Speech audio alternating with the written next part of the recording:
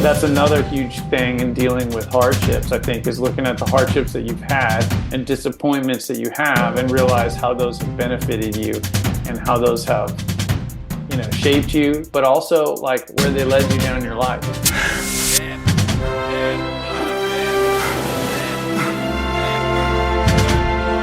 Welcome to Mindset Lessons from the Field. I'm Gina Cazazza, the author of the upcoming memoir, Training with the SEAL, and today's guest is a Navy SEAL with an incredible story of triumph. His dad, Mike, also a Navy SEAL, was on the show last week. So after you listen to this one, if you haven't listened to that one, go check it out because this is our first legacy family on the show, which I'm super excited about. Today's guest was on SEAL Team 1 until 2011 when he was paralyzed in a parachuting accident, ending his career as a Navy SEAL. He attended VIP Neuro Rehab Center to improve his injuries and became the CEO of the center, and now today sits on the board. Ladies and gentlemen, I am so excited to introduce you to David Charbonnet. David, thank you so much for being on the show. Thank you for having me. I'm so excited. Like I said, you're a first legacy family. I'm curious what it was like to have a dad as a Navy SEAL, because you became one. So it must have had an impact for you. Yeah, my dad, was always my hero. I thought it was like pretty normal what his job was doing was, I thought everybody in the Navy jumped out of airplanes, scuba diving, shotgun. So I remember being at like the playground and, kids would be like, let's play Army. And I'd be like, let's play Navy. And they're like, weirdo. And nobody knew back then, what a SEAL was. So if I told my friends that he was a SEAL, it was just confusing. Yeah, I obviously looked up to him. He's probably one of the toughest people I've ever met. Stupidly, as a kid, I prayed to God that I would become as tough as him. And I feel like God has tested me in that and answered that prayer. So be careful what you ask for. But he was a very loving and supportive father. He was tough on me, but I definitely needed it. I think I drove him insane throughout my years, but I'm fortunate that we're best friends still today. That's awesome. Yeah, he told me he had a rule that my family had too, where if you were to join something like a sport or something, you weren't allowed to quit. To me, it had such an impact because when you start something right away, you're not very good. And by the end of the season, you get to see improvement. But if you quit, you don't get that satisfaction of seeing the improvement. So I don't know, that to me, that really resonated as well. What lessons else did he give you that had that impact that helped you to get through BUD/S? The big one was not quitting. I've certainly had quitting wired in my brain naturally. I wanted to give up on a lot of sports if I wasn't good at it or wasn't getting my way. That wasn't allowed. Definitely fought him on that, a long time. And but I'm really lucky that that's something that they stressed and that he didn't give up on me. The main thing though was my faith, realizing that, God's in control and all I can do is be faithful and put forth my best effort, and the outcome is already in better hands than mine. So it takes the pressure off of me no matter what I do. And that lesson, certainly helped me in my military career, but even more so in the, life events that I've gone through since. That would be the biggest one that both my parents really instilled in me. So he mentioned that your mom put you in SEAL Pop. Is that correct? Yeah. Okay. So as someone that had that, as you just mentioned, quitting you from the beginning, you just wanted to quit things. How was it for you going through SEAL Pop and not quitting, not being able to quit? Well, SEAL Pop is not like a test. It is more, it's just a fun camp really for the kids of the active duty guys. I don't even know if they still do it, but back then, we got to play in the pool with the boats and stuff and shoot blanks on machine guns and sleep on the beach in the tents, run around on the obstacle course, which was all super fun. Two things probably really benefited me from that was, one, I was around a lot of SEAL instructors during that were very nice to me, and that they were just guys, and so that I'd never had this fear of instructors when I did arrive that they were anything more than just regular people. I also look back on that when we would show up to the O course and SEAL training, and everyone's like, "Oh God, we have to do this. And I'm like, remember when we all wanted to come here like for fun? And now we get to do it every week. And we get to do all the things that we've been like, wanting to do so badly. Really all of SEAL training. I mean, people don't realize that it takes a lot to get a shot to go. Me especially. I was colorblind. I tried to join once. I found out I was colorblind, and I tried to weasel my way through it with some, waivers and stuff, and it ended up not happening. And so in 2006, they actually wouldn't let me do training, and I got out of the Navy. And then I had to, trick my way back in. I tried to cheat the test. I would wear a red lens contact in one of my eyes that would help me pass the color vision test. But in order to pass the regular vision exam right before it, I had to learn to hide it behind my eyeball. So I would roll it Oh behind my. my eyeball when they would look in my eyes, and then I would roll it forward when I would do the color vision test. And so I did better on it, but I still didn't pass. I didn't pass. So it didn't work, but it's like kind of a funny story. Um, yeah. That's hilarious. Eventually, a SEAL that tried to help me the first time that I was in the Navy became the Admiral of Naval Special Warfare. He was also colorblind, Vietnam era guy, and when became the Admiral, he was like, "I'm the boss now. Join up. We can do whatever we want." So thanks to Admiral Benelli, I got my shot, so I got to go. But long answer is it's a privilege to get to attempt to go. All that being taken away from me the first time really opened my eyes to how lucky I was to get to be there. And so it kind of changes your perspective. It's funny that you're like such a fighter in terms of like, I knew I wanted this, like I'm going. But when you were younger, it was more like, I guess like, was it the whole quit of because just things were just hard and challenging and like you weren't sure if like you liked it versus I have a passion, like this is what I want, so I am going to do everything I possibly can to get there. Yeah, one thing that really changed me was when we moved to Texas. I ended up with a very tight group of friends that I played sports together. I was in school with them, Bible study, everything. And they're still my best friends to this day. But we were very hard on each other. We ruthlessly teased each other and bullied each other. And I mean, we're like brothers. And there was no room for being a wuss, and it really shaped me. And I was really lucky to have them. It held me accountable too. I didn't drink or do drugs because none of them did, and I didn't want to do that and let them look down on me.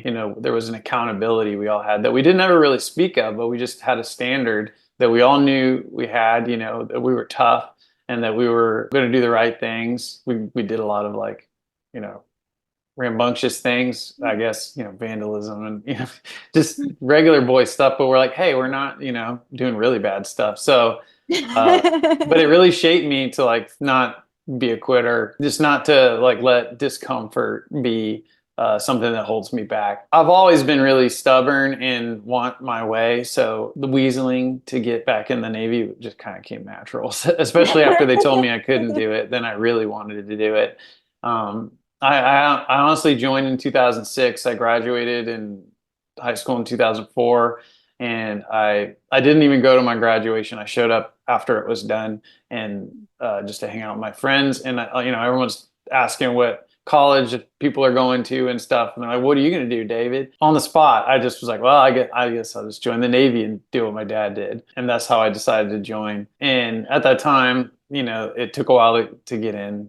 You don't get in right away when you sign up. But when I showed up in 2006, most of the SEALs that were around were combat veterans that had seen a lot of action in the events after 9/11, whether it be in Iraq or Afghanistan. Being around them really instilled in me a duty to serve my country in that capacity. One event that really kind of lit a fire in me was when the Admiral of Naval Special Warfare came out to Great Lakes to talk to the recruits and see kind of that part of the pipeline. He gave us a little talk, and he was like, "Hey, I need Naval Special Warfare is an important part of what we're doing right now as a military, and I need guys. I need you guys to be those men that are going to make it." And I thought to myself, I was like, I know I can do this. I felt a duty to do it because I could. When I came back, I mean, I really felt a duty that I needed to serve my country the second time. The first time I joined, honestly, because I had nothing going on in my life. But it was that kind of being around the SEALs that really had served that instilled in me that duty. How did you keep the faith that you were going to be a SEAL when essentially medically, because of your eye, that was preventing you and it wasn't something that you could like wave a wand around and fix? So how did you keep that faith and that fight in you to get that shot? I don't know what it was in me, but I was determined to keep trying. And I pretty much had everybody tell me, God has closed that door in your life. You need to think of something else. And I did, kind of passively while I was trying to get back in. I was going to school and did some work in like the, oil and gas industry, and really just did not like either of those options. And I don't know what it was that kept me going to it. I remember saying, to somebody that, when they were like, oh, that was a sign for you to like move on to something else. I said, well, I think God wants me to keep trying. If he wants me to do something else, he'll shut the door very, very clearly. Like there'll be no way. That was kind of my mindset. There was a lot of, I did have doubts. I was like, maybe that was him closing the door. That's a pretty definite, like when you're colorblind, that never changes. It's genetic. So I was like, I was like, I don't know if it's ever going to happen. But I also didn't have a whole lot going on. I had a humongous fear motivating me that I was going to end up just being a loser. And I didn't have, anything going for me. And so I really didn't want that. I wanted to do something specifically to make, one of the motivators was something to make my family proud. I had been a screw up in school.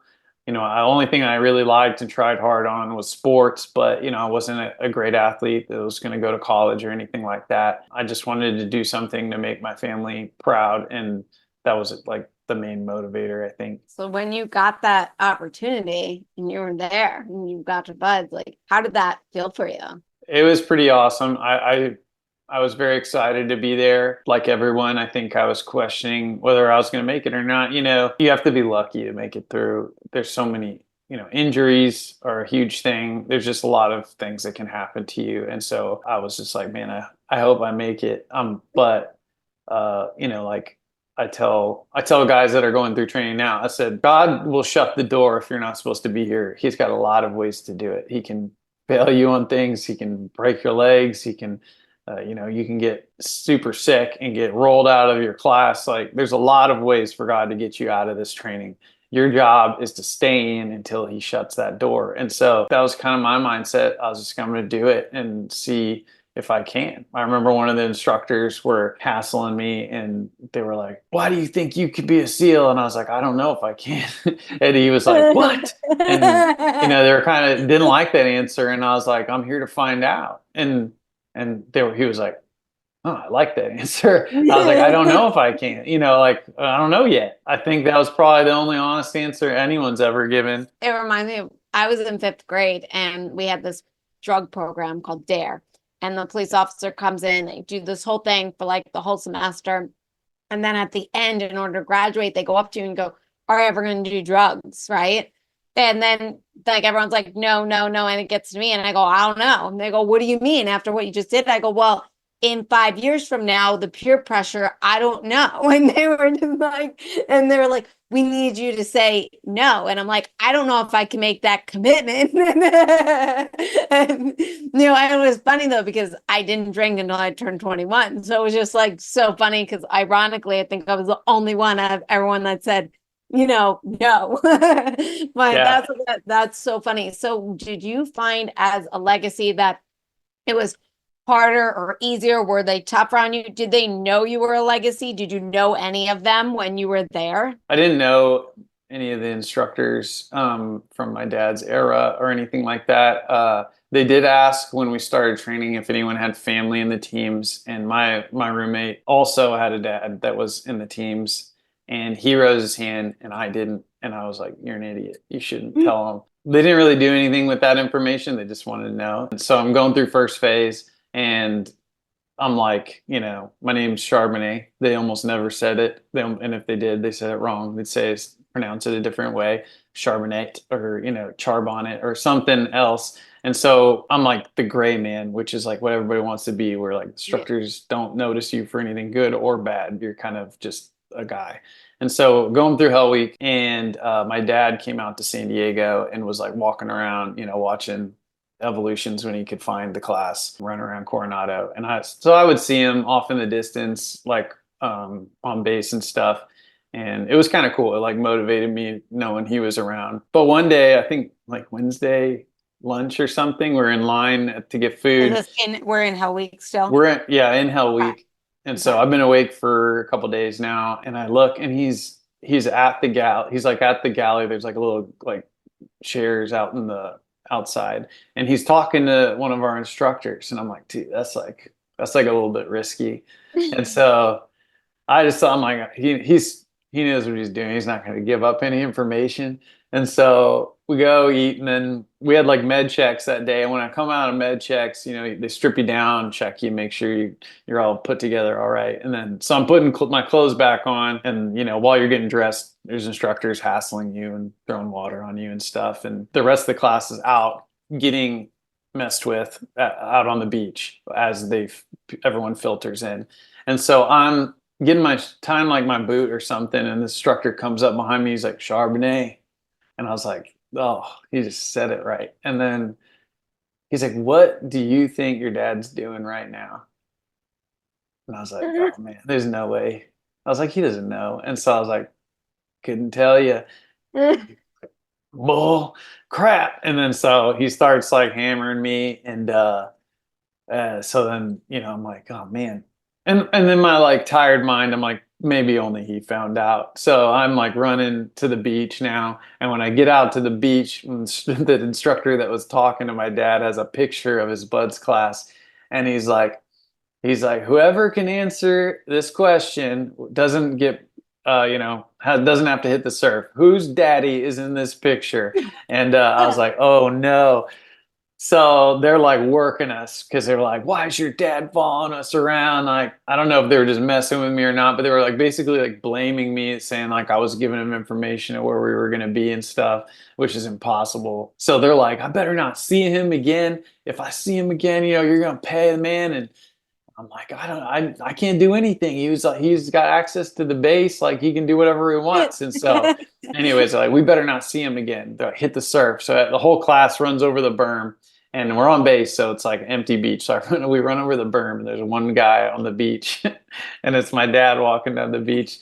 And so I'm like sprint out to him, and I'm like, take off my hat so he can recognize me. And I'm like, they know who you are. Get out of here. And the whole rest of Hell Week, it was just like, where's your daddy? And like messing with me more. Those last couple of days were harder because he was a legacy, but for the most part, it didn't make a big difference. I mean, everybody kind of teased me about it after that. Like during life saving is basically instructor fighting in the water, and so they usually like. I'm pretty good. I grew up a waterman. Obviously, my dad was a SEAL. He was on the swim team and stuff. I grew up surfing and doing all that sort of stuff. I'm pretty good in the water, and I knew I was better than most instructors in the water. So they were like all like, "Oh, I got Charbonnet. His daddy's not here to save him." So I worked a couple of instructors pretty good for that. I teased him about it because it was funny that what happened was the instructor's talking to him, and he was like, what are you doing around my class? And my dad was like, oh. And he was like, I'm just here for the SEAL reunion, which is a good cover, except for the first thing a SEAL says when they're like identified as another SEAL. They're like, what class were you? And so he didn't tell him his name. He just said Mike, but then he said his class number. And then all they had to do was match the names and the class number, which Yeah. I tease him for like, getting busted. But he was like, hey, the rest of your Hell Week was way more memorable because of it, which is true. So yeah. And it Nice. was pretty cool. When I got secured, usually they like lock you in the barracks to like sleep for, 24 hours or something before they let you out into the world. But one of the master chief like asked for my dad's number to call him and say, I was done. So I gave him a number, which wasn't my dad's number because I was tired. I accidentally gave him my number. And so when I got to my phone, I had a voicemail, and he had all these nice things to say about me on the voicemail. I thought was hilarious. But then out of instinct, I deleted. I pressed the delete button, which you normally do, when you had a voicemail back then. And I was like, ah, dang it. Like, but yeah, me and my dad went and got a burger at Hodad's afterwards, and I was like That's- falling asleep in the truck and stuff. So pretty cool memory. Good experience. Sounds like you did something similar that really I think you treasure also as something that really benefited you as well. Yeah, yeah. I mean, it's nothing like what you did. Mine was like an hour. I mean, like I did 2 months in the training, but for what I experienced, it was like an hour of what you experienced, like but for me, it was the hardest thing I ever done physically, mentally, emotionally. And the fact that I kept coming back, like I kept going back, hated every second of it. Not one part was fun. And yet I found myself showing up every day to the training. Every time we had training, I'm there. And I'm like, in my mind, I'm like, why are we here? And yet I think it was that no quit. I just like, especially from my parents, it was like, I couldn't look at myself in the mirror knowing that I didn't show up just because it was hard. That was it. That was the only thing that kept me going back. I do have a question. Did your roommate that's father was also a SEAL, did he make it through? He did. He did. Yeah. Okay. He had a Cool. long, successful career.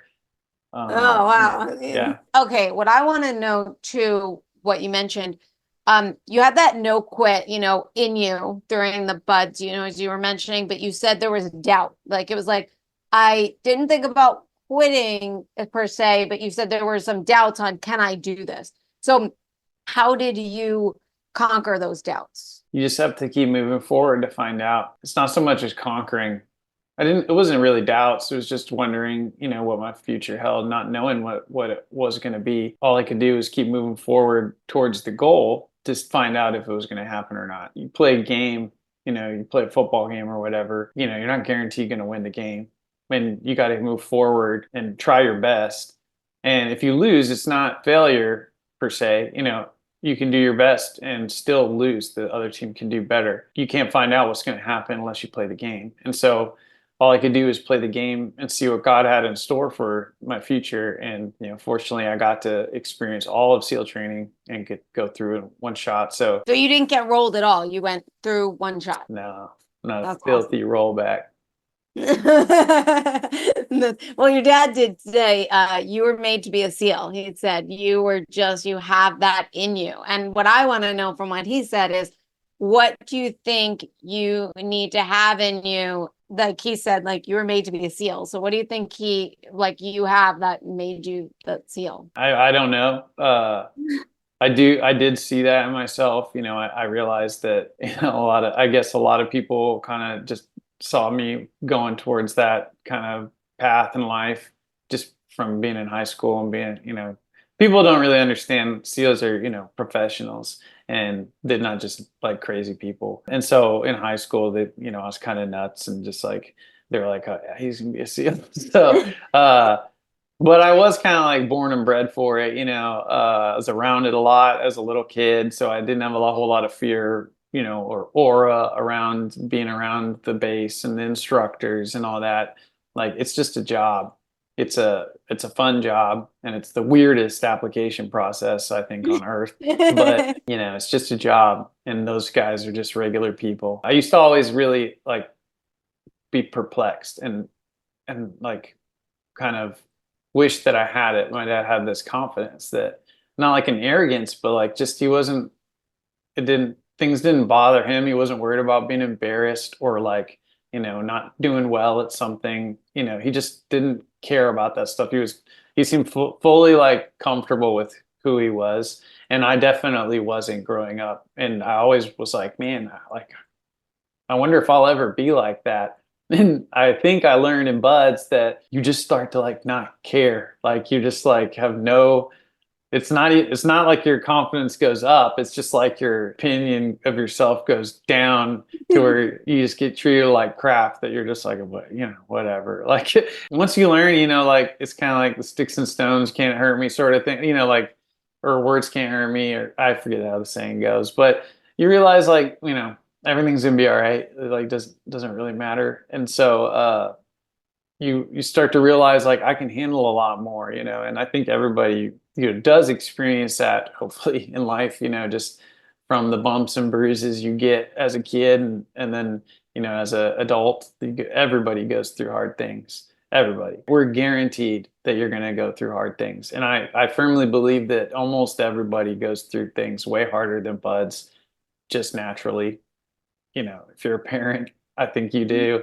So I've been through way harder things than buds now, and that was just kind of training for what the future held for me. So before we get into more of the future and what happened with you, do you have a doubt story on when you were in buds that you overcame and what happened to you? I really didn't have like a real like crisis in my mind of like wanting to quit, other than every time the alarm clock went off. And like I like in high school, my parents like literally would drag me out of bed every single day. I never like woke up myself. Even in the teams, actually, my roommates would have to wake me up to like go to work because I just am like not a wake morning person. I used to say like if they would bring the bell into my bedroom and let me quit and let me go back to sleep, I would have quit. But I would lay there and I'd be like, oh, screw this, man. This is like, I don't want to be up right now. Like go get in the ocean at like 5 in the morning, and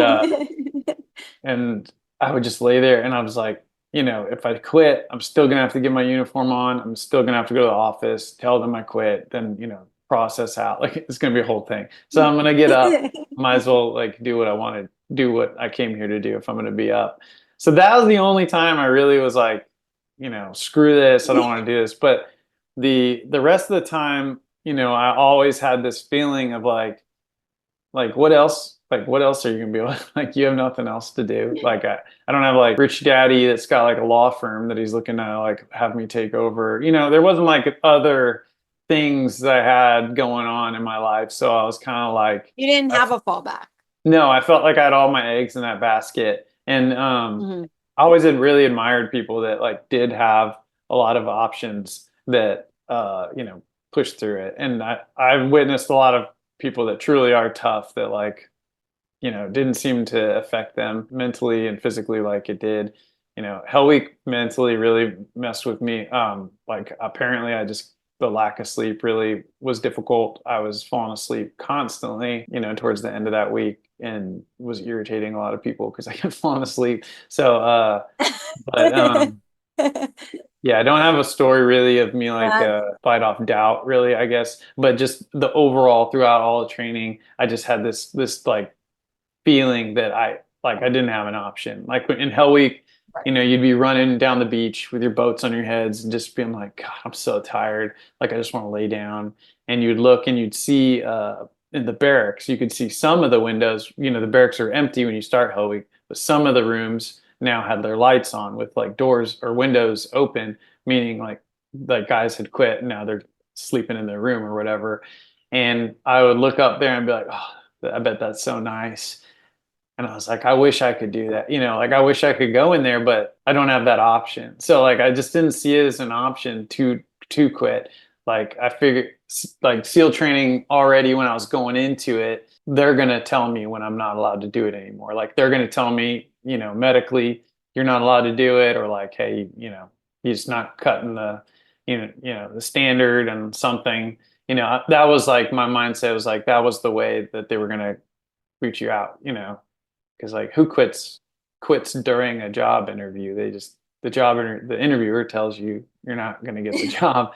That's So a really good perspective. Yeah, I didn't even, that's a really good perspective. Like you're in a job interview throughout the long job interview, the intense job interview. Yeah, that's yeah. so then you make it, right? Which I'm sure was an amazing moment for yourself and also for your dad. I'm sure, right? Yeah, one of the I guess a kind of cool story.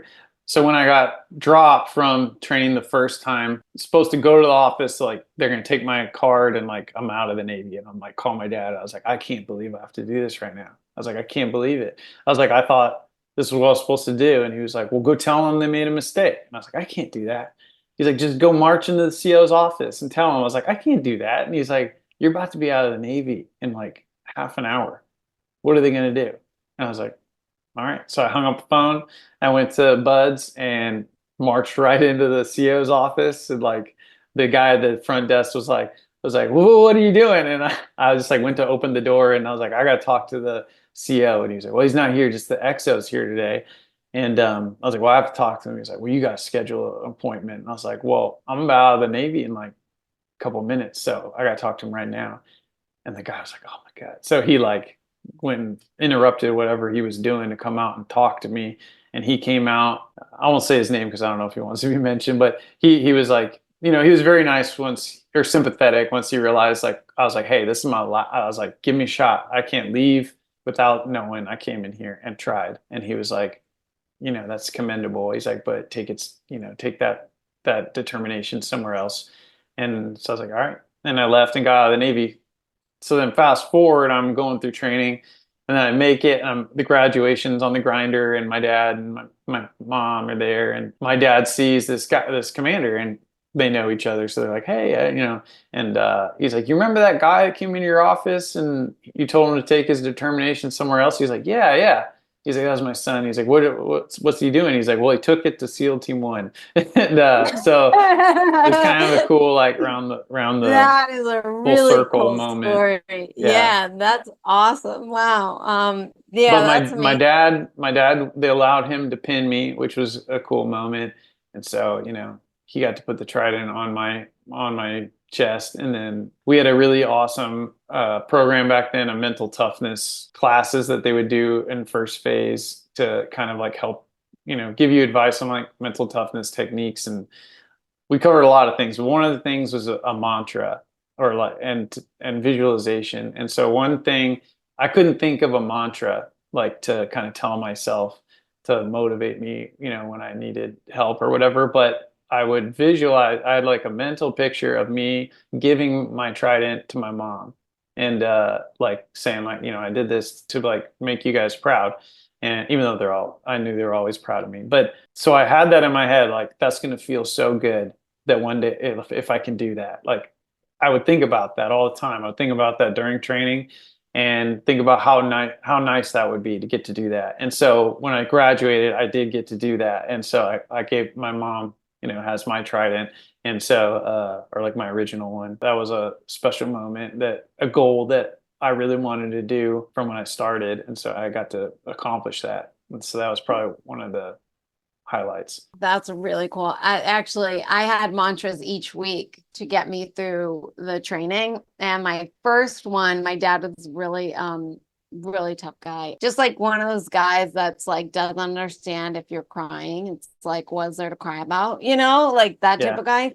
And I was really nervous the night before the first day. And it was just for me, it was just supposed to be one day. Just to see if I could make it through the day. And it was a bunch of guys. I was the only female. I was all nervous. I'm 5 feet and I was under 100 pounds at the time, like just not ready for this. And wasn't able to sleep. And my dad looks at me and goes, what are you so nervous about? You're not wrestling a lion, you're doing push-ups. And I was just like, oh my God, that's my mantra. So every single time, like to get me there and to go, I was like, I'm not wrestling a lion, I'm doing push-ups. And then as I was doing push-ups, till God knows what number we were getting to, I was just like, I think I'd rather take the lion. Yeah. but yeah, no, I had those little mantras as well. And I'm sure this stuff and going to the teams, I mean, that really helped you, go through those really tough moments. And I want to get to that moment in your life where you had that accident. You had the parachuting accident. I believe it was with 3 other SEALs who were parachuting, right? And it was your second attempt, your second jump. That's what it was. And then you Yeah, ended up on that day. Yeah, we did 2 jumps. So on the second one, second jump. mhm. And then you ended up falling 80 feet.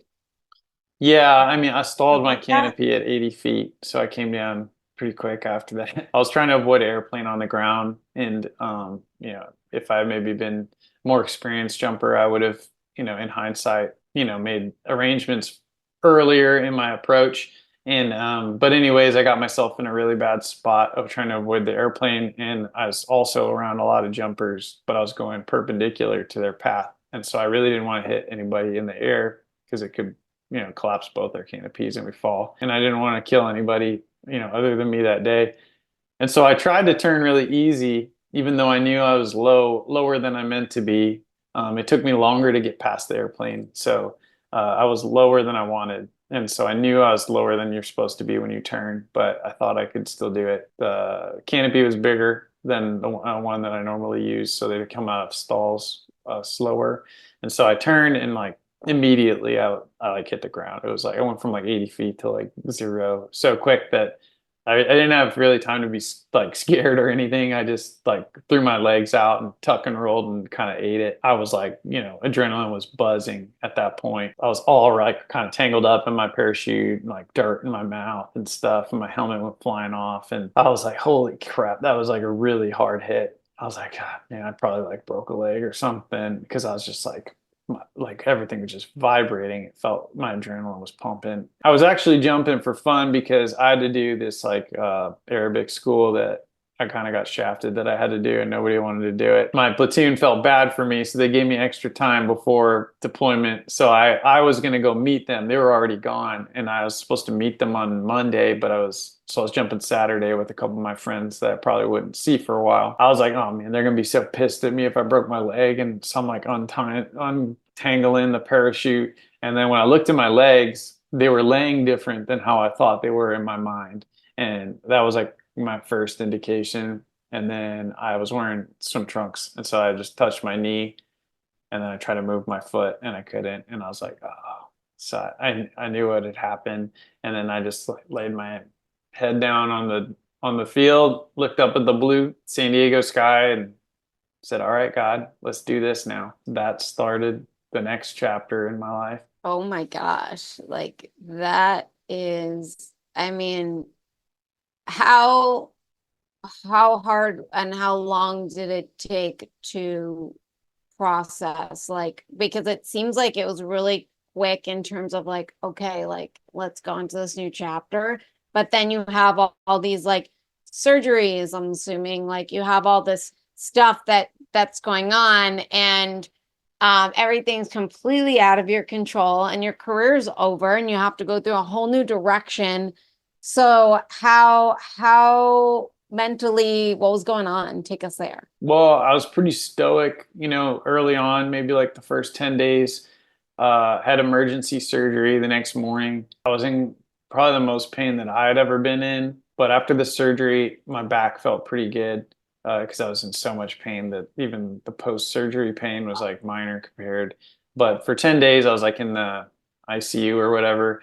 And before they moved me to the VA like rehab hospital, it was just like a surreal moment. It was almost like I being like a witness at your own funeral though. It was very strange. Like for one, when as soon as I like realized I was paralyzed and like laid down on the ground, it was like the whole like visual, my whole like imagination of what my life was going to be like in the next 20 years of my career and who, like what I was going to be and what I was going to do with my life just disappeared. It was like that person died.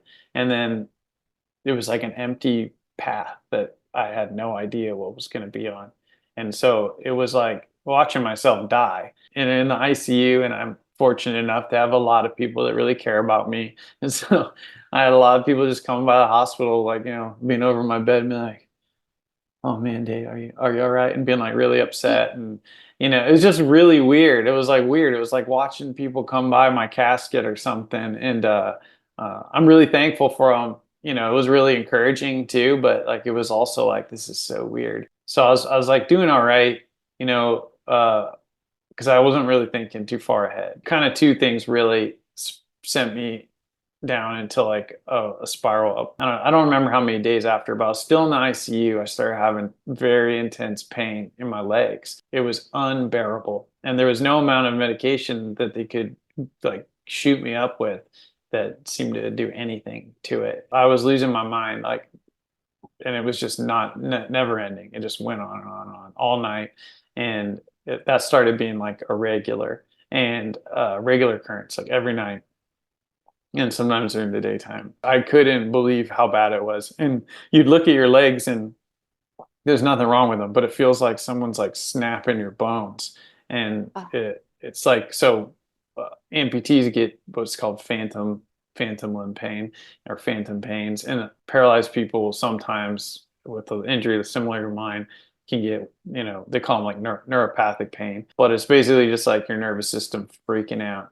And it feels like, all these bad things are happening to your legs. It's not. So that was one thing that made it very difficult to stay positive. But then also I went to the rehab hospital, and they teach you how to get in and out of a wheelchair and like all that stuff and make sure you're fine with that. And then when you went home, like I was just dying to get out of the hospital, like go home. And when I went home, that was like when it really, really hits you. You're like, oh my God, this is my life now. It took a long time after that. Then it just started going downhill. I really struggled with the nerve pain. I really struggled with losing my job, my purpose, what I felt like my purpose in life was. It was just took me to a dark place that I didn't think that I would ever be at. Fortunately, I was able, my parents, encouraged me to like, force myself out of it.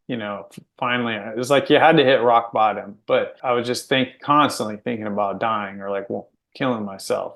And I was like too scared to kill myself, thank God. But I would think about it just all the time. It's just one night I having nerve pain. I'm like at the end of my rope. And I had broken up with my girlfriend at the time. I just cut myself off from everybody. That girl I eventually married, her name's Janet. I called her that night and I said, one night when I was just like at my bottom, I was like, I don't know what to do. Like, I can't take this. I was like, I just like my faith, I like pray for help and I just don't feel like anybody's there, and I don't know what to do. And she was like, after we hung up, she called me again. She's like, come outside. She was like on the street, and I went out there, and she was like, even if you don't think God loves you and cares about you, he does. Don't feel like it right now. And so that was kind of like a turning point. And she, at the time, had memorized the book of James, like just wanted to challenge herself. And so the first chapter of James in the Bible talks about like, trials and hardships. And so it was like a perfect thing to have on her mind and ready to go for what I needed. And so that was like, that night I feel like was kind of like hitting the rock bottom and then heading in the right direction. And so that was kind of the beginning of getting better, I guess. And that was around a year post injury. I would say that was when that night happened. I remember an older guy at the VA was like, takes about 2 years to like come to terms with this. And I was like, 2 years? I was like, you wuss, like I'm gonna be good with this in like a month. And but it took about 2 years. He was right. wow. So tell us how you continued to go up when you, I'm sure, had some moments of going backwards, but when you went backwards, you didn't allow yourself to go all the way down to the bottom. One thing that I learned in Hell Week, and you probably experienced this too during, just evolutions. It doesn't really matter how long it is. Like, but when you're going through something, it eventually becomes normal. And Hell Week around Tuesday or Wednesday, like it doesn't get any easier, it just keeps getting worse. But you've accepted that this is your life. You're like, this is what I do. I don't go to sleep anymore. Like I run around getting chafed and cold. And but you like all of a sudden it becomes normal and you're like used to it, even though it's still as hard. You kind of learn to just wait for those moments when you're going through things, like whether it's, being paralyzed or having nerve pain, having kids and being, overwhelmed by, having being a parent. Like if you wait, like that will become normal. My dad used to tell people that the people that make it through SEAL train are procrastinators. They just keep putting off quitting till the next day. It's kind of true. Like If you just wait, you're probably not going to feel the same way that you're guaranteed not going to feel the same way you feel right now. And so if you feel like quitting right now, just say, okay, I'll quit, and a little bit later. Or, and just in life too. Like if you feel like you can't handle whatever your situation is, just wait because later you're not going to feel that way. But when you start, not being in the moment and thinking about, well, what if I don't feel different? What if, and start thinking way too far ahead. That's when you can really derail yourself. It's the whole like Zen thing of just being in the moment is like it's like a real thing. It's a hard thing to do to be present, but I don't know if they told you this, but like one of the most common like strategies for getting through Hell Week is to get to the next meal. Like if you try Yeah. to make it through the week, like that's too like it's an insurmountable task. Yeah. But I can get to breakfast or I can get Mm. through this one evolution. Like Hell Week's not that hard. Hell Week is a bunch of stuff that you've already done, but they just you just do it back to back to back. You got to only handle what you're doing at the moment and wait. One of my buddies in Hell Week, I could tell he was struggling, and he just popped up one day and was like, "All right, I'm done. I'm out." And I was like, "Whoa!" I was like, "Just wait." And he was like, "Wait for what?" And I was like, "Wait till you don't want to quit anymore." And he was like, "That's not going to happen." And he ran off, and I was like, and so he didn't make it, but I was like, man, if he just stayed, like probably tomorrow, he would have not felt the same. You can apply that to like, any challenge. The harder the challenge, the harder it is to believe that. There are days that I still have nerve pain that is, I mean, it brings me to tears. I don't think that I'm the toughest guy in the world, but I go probably experience more pain than almost I'm willing to bet almost anybody I talk to on a daily basis. And sometimes I don't know how long it's going to last and I'm like, oh god, dude, like I don't know if I can do this. And I have those thoughts come through my head and you just have to remind yourself like it will be different later. It may be painful still, it may be like less, I might feel better, but it will be different. That strategy you can take anywhere you go. So when did you, as you mentioned, like 2 years going through, when did you start to find your new purpose? There's like stages, I guess.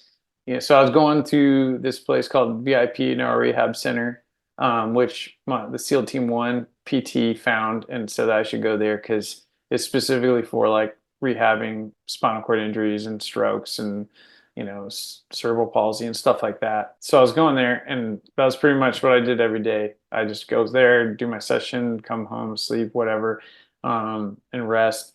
And it kind of became my whole life. About 2 years in, the guy that was running it, Dr. Marcus, he needed to leave and like take care of his parents. And he's like, I need somebody to run the clinic. It's like, well, I have never ran a PT clinic and I've also never run a nonprofit. So like I don't know any side of this business. He's like, oh, you'll figure it out.